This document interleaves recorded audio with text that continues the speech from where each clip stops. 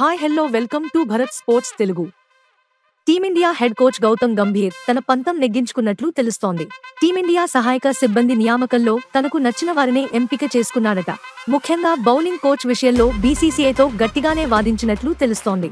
దక్షిణాఫ్రికా దిగ్గజ cricketer Morne మోర్కెల్ను bowling కోచ్గా ఎంపిక చేసినట్లు సమాచారం.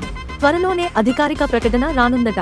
ఐపీఎల్ టోర్నీలో మోర్నీ మోర్కెల్ ఆడిన విషయం తెలిసిందే. గంభీర్ సారథ్యంలో కేకేఆర్ తరఫున ఆడాడు.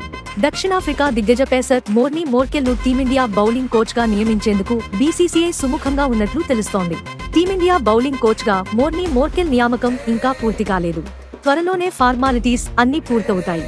శ్రీలంక సిరీస్ అనంతరం అతడు భారత బౌలింగ్ కోచ్గా బాధ్యతలు స్వీకరిస్తాడు అని ఓ బీసీసీఐ అధికారి తెలిపాడు. శ్రీలంక సిరీస్ కు బౌలింగ్ కోచ్గా సాయిరాజ్ బహుతులేను బీసీసీఐ ఎంపిక చేసింది.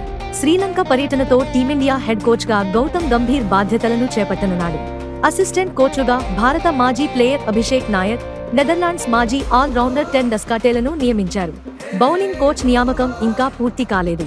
దాంతో ఎన్సీఏలో బౌలింగ్ కోచ్గా ఉన్న సాయిరాజ్ బహుతులేను తాత్కాలిక కోచ్గా లంకకు వెళ్లానున్నాడు. బౌలింగ్ కోచ్ రేస్లో భారత మాజీ పేసర్లు ఆర్ వినయ్ కుమార్, లక్ష్మీపతి బాలాజీలతో పాటు మోర్నీ మోర్కెల్ రేసులో ఉన్నారు. అయితే గంభీర్ మాత్రం మోర్నీనే కావాలని పట్టుబట్టాడట. ఇందుకోసం బీసీసీఐతో వాదనకు కూడా దిగాడట. చివరకు గౌతీ తన పంతం నెగ్గించుకున్నాడని తెలుస్తోంది. ఇలాంటి స్పోర్ట్స్ అప్డేట్స్ కోసం like, share and subscribe to Bharat sports Telugu.